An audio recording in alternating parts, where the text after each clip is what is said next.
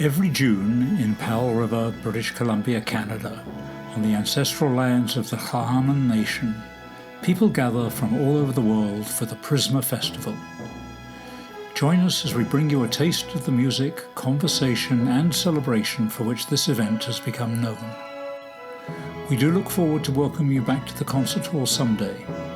But until then, this is Prisma on the Couch. Welcome back to Prisma on the Couch. I'm Arthur Arnold, Artistic Director.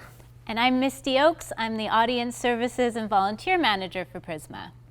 And we are going to start very festive. We are going to hear how the brass is standing around the audience, playing their first fanfare of the season. And we have joined that with some attractive views of our dear audience. We miss you. We do.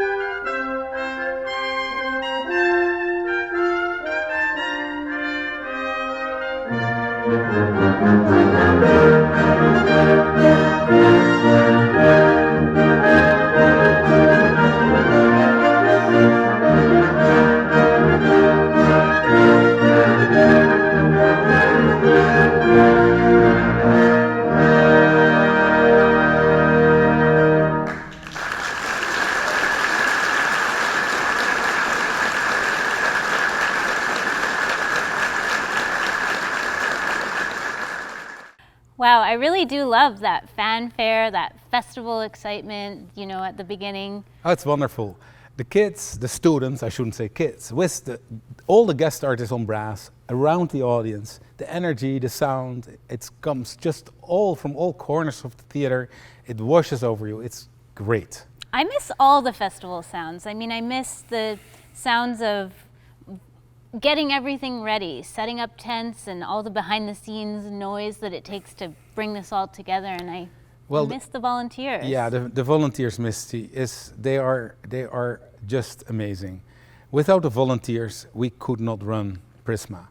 And really thank you, volunteers, for all the hard work you do every year, and I hope that you enjoy this without being actively involved. We love you, and we keep connected to you. We're such a small community, and we have this world-class facility and concert. I do tents, I do plants, I do wine.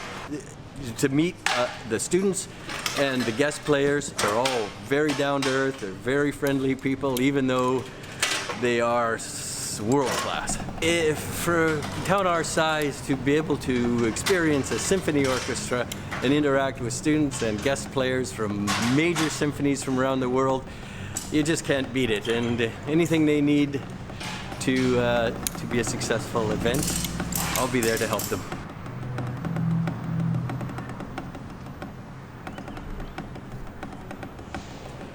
I sort of asked Barry for instructions, and he's kind of the big chief. I was one of the ones that really promoted Prisma right from day one. Arthur Arnold, nobody can refuse Arthur if he asks you to do anything. And everybody that works for him seems to feel the same way, that the whole organization is very friendly, and yeah, no, it's great, great. I have nothing but praise for the whole thing. She's my mother. No, I'm not. Sam stayed with me last year. He was handed to me as my homestay last year, and we had a great time together. Yeah. And this year he phoned me out of the blue and said, I'm coming to Prisma again, can I stay with you? And I said, yes please, I'd love to have you. So Sam was the semi-finalist last year. Well, he was the finalist, right, in the final concert, and so he got a bouquet which he presented to me, which was really lovely. I get to know the students individually, so I feel that I'm on stage with them. I know who's playing. It makes me feel much more part of Prisma. I volunteered for a couple of years now, but Prisma is so exciting and it's just so available to people in Paul River. It's just really unique that we can be here, and I really learn a lot from volunteering during the day and going to the Masterclasses. It really enhances, because I don't have a good ear, but by the end of it I can start to tell the difference, because I think everybody's playing is perfect all the time, so I'm starting to hear more of the subtleties of music.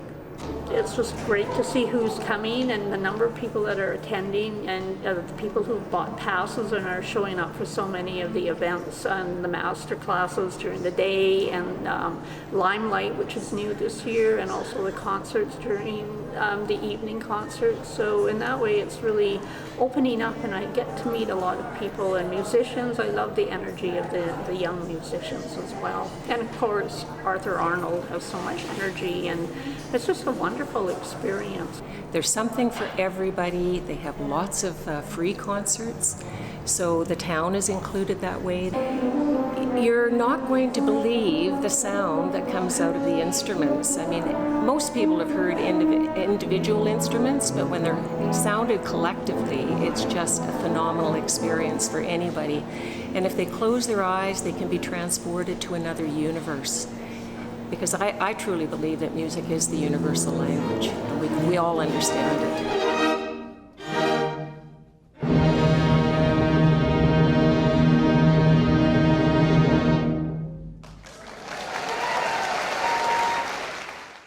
I really love what she said there about music being the universal language. It really resonates with me. Well, music is something we all need and we all understand, even if you don't realize you do. But you know, when there is something happening, we need music. Whether it's a funeral or a wedding, we need music.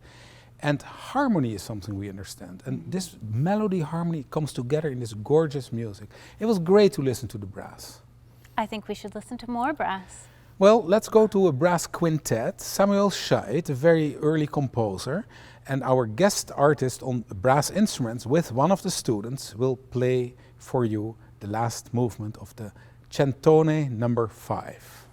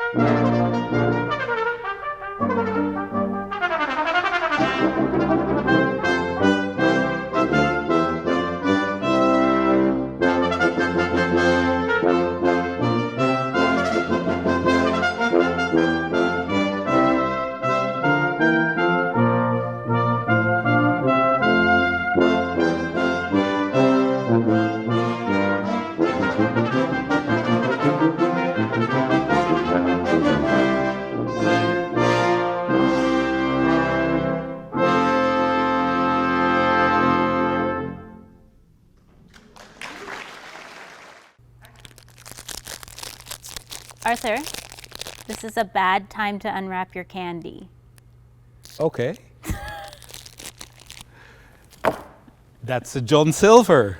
The next part is about John Silver and also for John Silver. John, you are founding board member and we love you and we miss you. John is the voice of Prisma. John is on stage to announce every concert. He writes the program notes and, well, let's hear him talk about it. This is so exciting. It is. Yeah. John Silver, the voice of Prisma. How are you?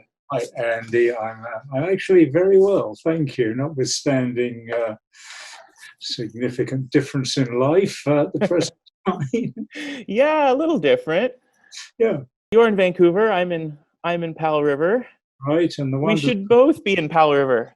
The wonders of Zoom. But the wonders of Zoom connect us nonetheless. Yeah. Is there anything you want to say to the Prisma audience this year? Prisma audience, dear Prisma audience, I guess it's a lovely opportunity to say hello to you. In past years, I've been able to do this from the stage, and hopefully in coming seasons, we'll be back doing that again. You know, Prisma is always on my year-round. It's always on my mind. I mean, as soon as we finish one, I'm wondering what Arthur's going to put together for repertoire and thinking of things that we might do a little bit differently and keep improving. And, whatever I can contribute, even though it's from a distance, I'm really happy to do. You were part of the original team that got Prisma off the ground. I was honored that, when Arthur was thinking of trying to put this thing that came to be called Prisma together, I was invited to join a group. I think there were 7 of us. Oh. And we started in October.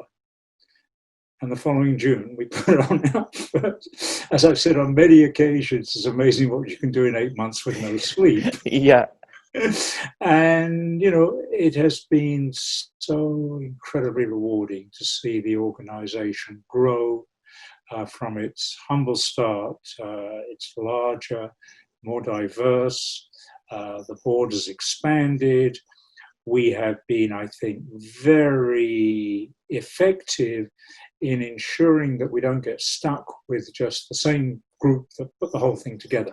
Yeah. We've ensured there's turnover. Over the times the board has turned over, and we've got a wonderful board, and it's really important to get new ideas into an organization, as well as have some that know the history about it as well.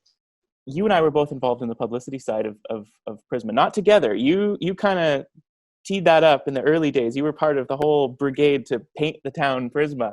And then I got to come in later and kind of ride on those coattails and get the publicity, in the last couple of years. Tell us about that. I mean, you were, you had lawn signs, you had car magnets, you had banners. You were the guy, man. It was crazy. I don't know where I got all the information about places to go to, but it snowballed. When we bowed to the inevitable and couldn't have Prisma this year, I said to Arthur and Kim, we put this whole organization together in 8 months. We're certainly not going to let it fail. We'll just put it together all over again and keep it running so we can be up for next year and underway again. Well, there's so much momentum that's continuing. I mean, yes. Prisma kind of had a like you said, a short infancy stage to get Humpty put back together again, let's say, and it's the same. It's the same now. The other thing that I had done, I tried to compile the program notes about the music in the concerts. Yeah. And I was well advanced on that. Right, I'm sure you were, yeah. I'm rather hoping Arthur will keep the same repertoire for next year. Yeah, I'm wondering about that. I haven't asked that question yet, but I'm wondering. Of course, one of the really exciting things for me was, for this year, planned was the return of Mate Joux, yes. Whom we had 2 years ago. And we have... all our artists are so amazing, but Mate's presence was such a draw for the viola section, and such a lovely person. I'm really looking forward to watching and seeing the artists in the broadcast that you're very able to put together. I mean, it's a fantastic way to allow people to stay in touch when we can't actually be there. And we look forward to resuming next year and continuing the great tradition and expanding and bringing fantastic music to Powell River. Absolutely. Yeah. Well, great speaking with you. Good to see you. Be well, and look forward to other occasions when we can be together. Likewise. Take care. All the best. Thanks. Bye now. Bye-bye. Wow, John is so lovely. I'm so honored I got to meet him in person at the spring concert before all of this COVID hit. But Arthur, inquiring minds want to know what also John alluded to. Are we bringing back the same repertoire next year? Are we bringing back Mate? Well, Misty, that's very, very difficult to promise because we never know. Well, first of all, we don't know how many people we can have on stage next year. But if everything goes according to my wishes, and I've talked to Mate and he really wants to come to Prisma in 2021, then we might have a lot of the same repertoire. Okay, audience, fingers crossed. Yes, fingers crossed. So anyway, let's listen to some more music. We are going to Dvorak, the Serenade for Winds, and cello and bassoon. Cello and bass. There's bassoon in it too, by the way. And we are going to listen to the second movement.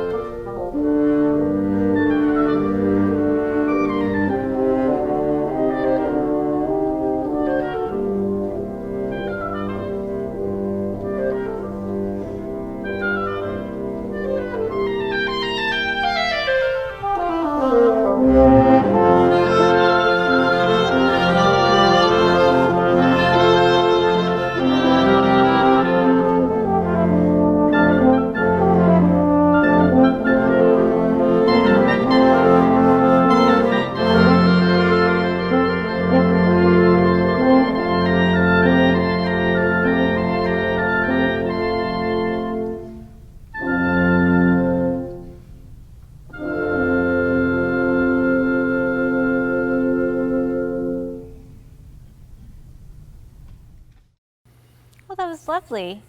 I just feel like we're really missing our students and our guest artists, and I know we've been running a lot of Zoom masterclasses, and I feel like we have so much more to show there.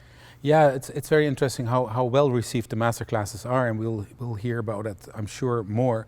But let's look at the masterclass where, well, we listened among the musicians to Alain Desgagnés and to Brian Yoon, cello, so clarinet and cello. And in this little section of masterclass, we're also going to hear from Janet Arms and from Cheryl Lucy Fader, harp.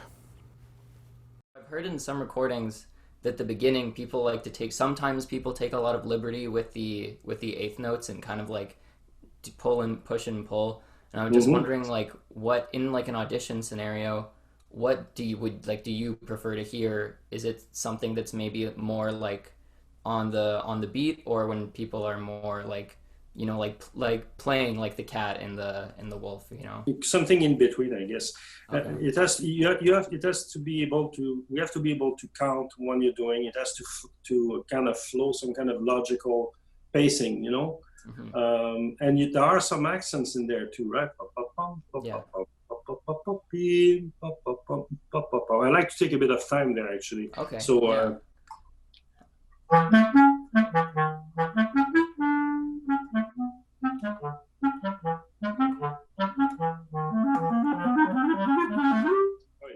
fingers, but you understand what I'm saying, right? Yeah, I like that. Yeah, actually, so there is a little bit of give and take, but it shouldn't be too extreme. Listen to a bunch of recordings, okay? Because many things are different here. When you audition and it's your 3 minutes, 3 to 5 minutes, that's all they're going to listen to in the first round. You want to make a strong impression, and most of the committee members don't say, I want it this way. Later towards the end, the oboist might not want someone playing with too heavy of a vibrato, or, you know, there's, but in general, you sit on a committee, you can't see anything, and if someone does something a little bit different or a little bit fast, but it's very beautiful, that's grounds for staying, not for leaving. I think you can make more difference with each bar in how intense it is. I mean, that's part of the espressivo, that you make music, you are doing what feels natural with the harmony rather than feeling restrained. Yeah. I feel a bit like you're restraining yourself from being expressive because there's no specific marking to do a crescendo or diminuendo. But it's not, I think espressivo gives you that liberty.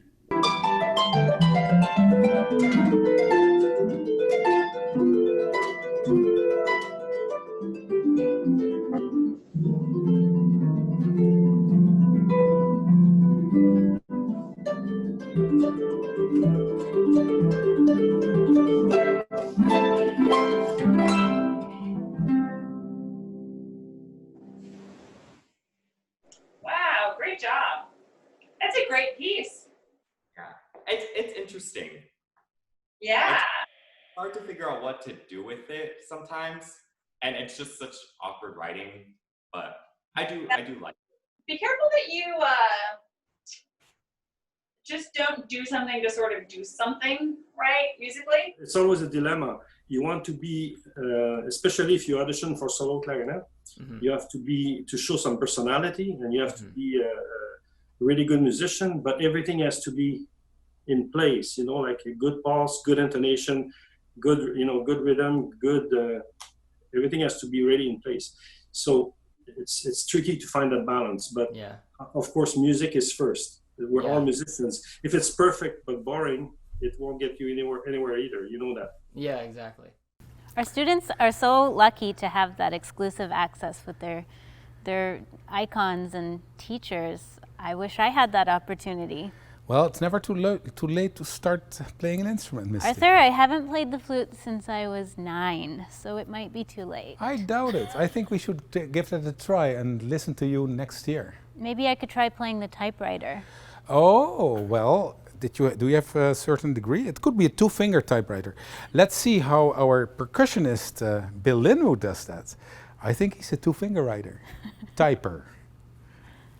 Have a look.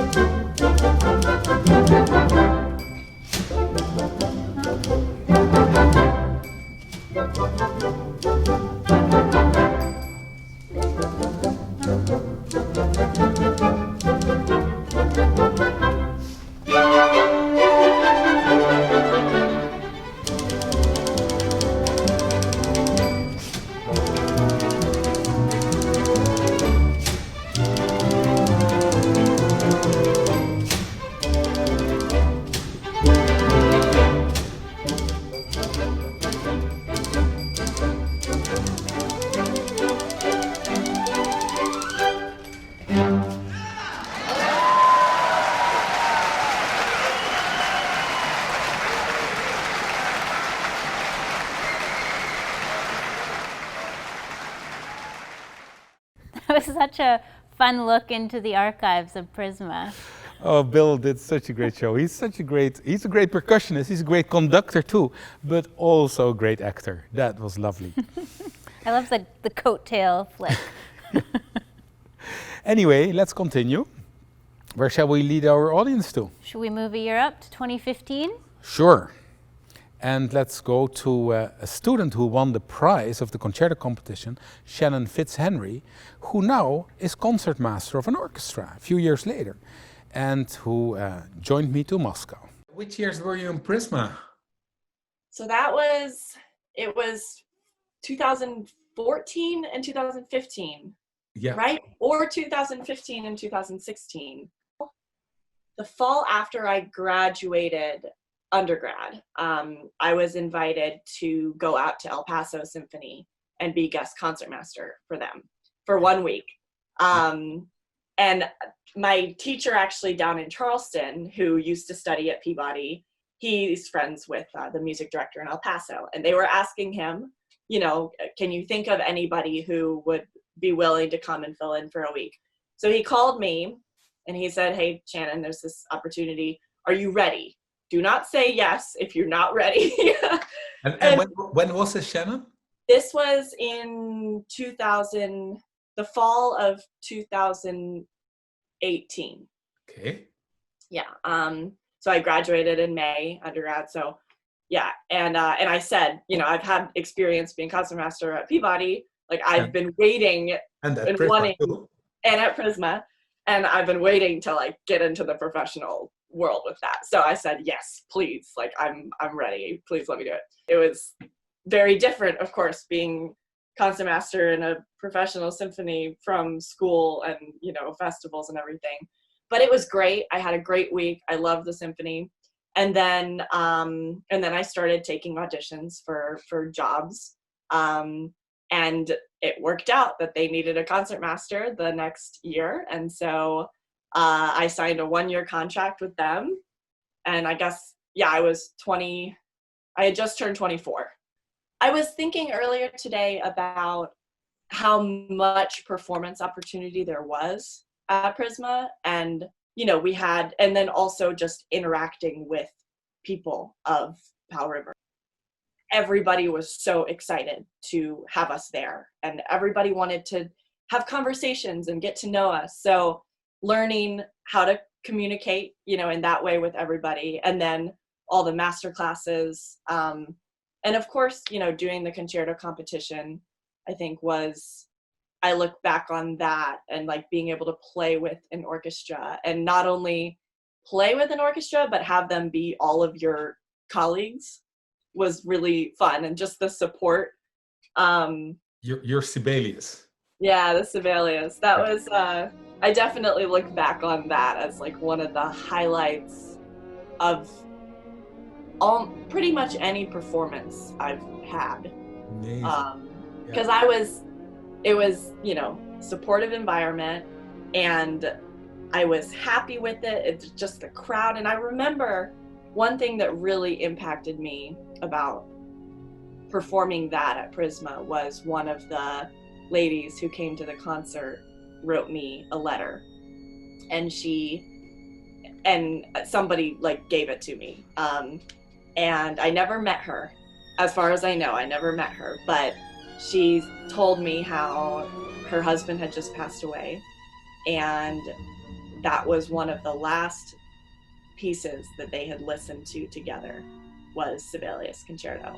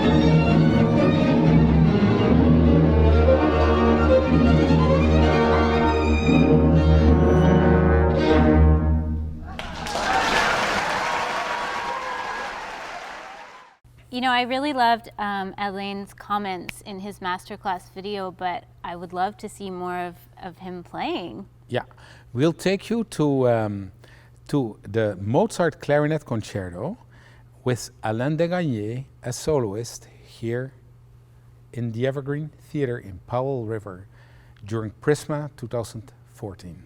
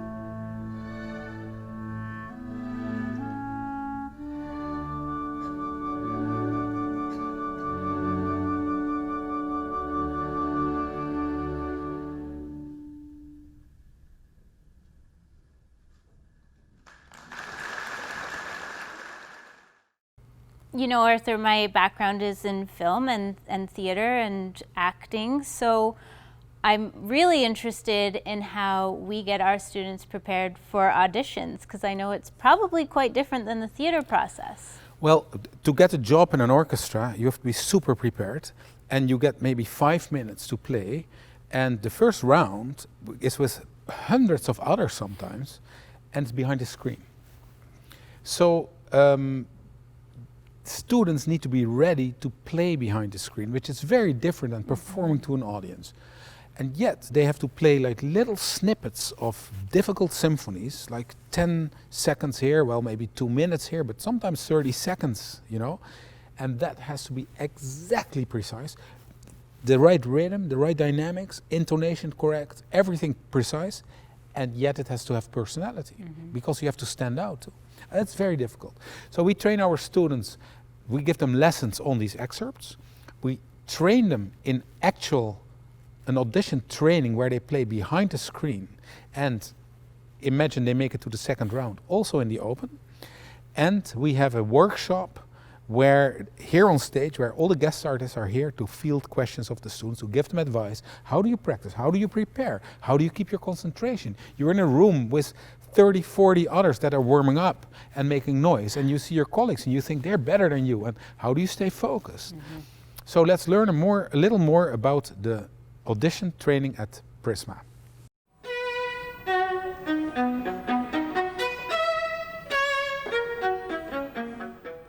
I think the mock auditions and all the excerpt classes, they were super, super helpful. I did a lot of auditions this year, and I feel like that helped me a lot.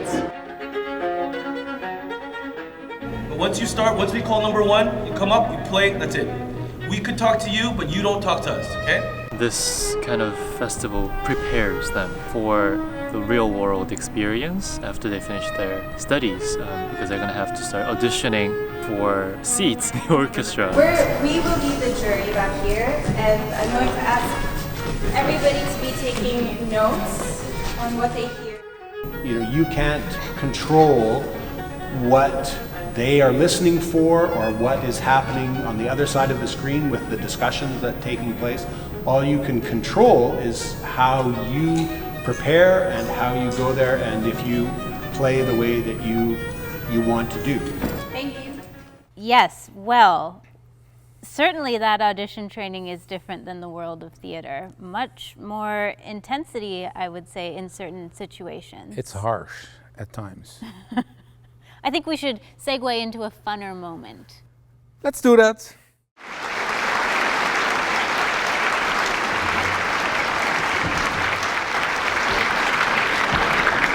Anybody missing a jacket? I thought so.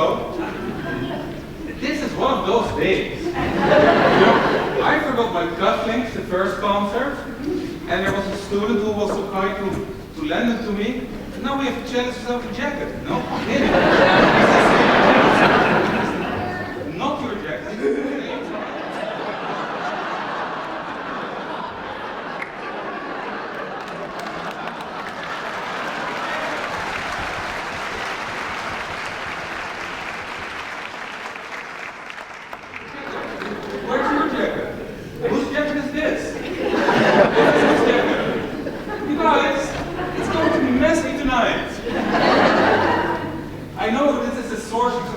It's Fantasia, but this must be from one of the brass players or open stage. I mean, this is like a brass jacket, right? Maybe you guys can, well, here, I'll bring it back. Anyway, so, okay, you know, we are both in white, it's okay. I can take mine off. I would like to stop here, but I only ironed the front. Never know. But you know, I walked outside here and I saw the sign, Powell River, Cultural Capital, 2004. 10 years ago, Powell River became Cultural Capital of Canada. You know, 10 years ago we started with Stoke. And 10 years of symphony music. And now there is the end of the first week of 3 weeks of fantastic music in Powell River. 2 weeks of symphony music, 1 week of choral music. This town has so much to offer. It is such a blessing to be here and part of this.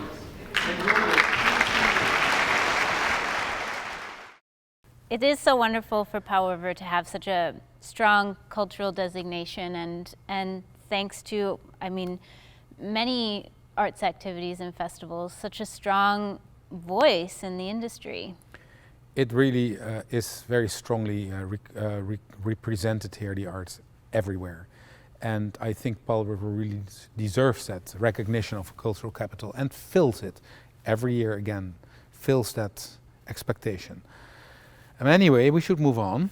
Well, let's go back to last year Prisma, and we played a very difficult, very challenging work, the 10th Symphony of Dmitri Shostakovich, a Russian composer.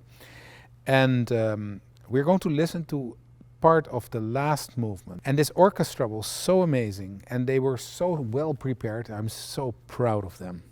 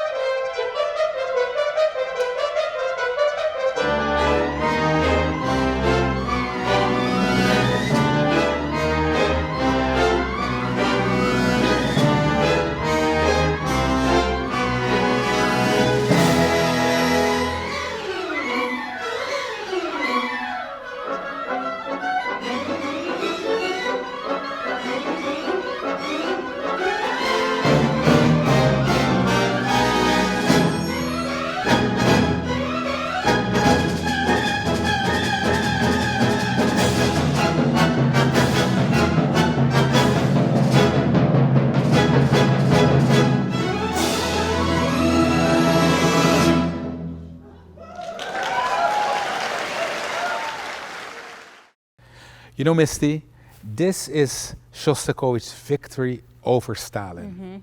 He depicts Stalin in the third movement, and he has his name hidden in the music here, DSCH, in the notes, and he triumphs. It is. It's such a triumphant finish, a finish to our episode. It's so great to see you again, and I hope you're still enjoying this. Thank you so much for watching. Please share in the comments your favorite moments, your favorite couch, #Prisma on the couch. We'll see you again. Thank you, and see you tomorrow.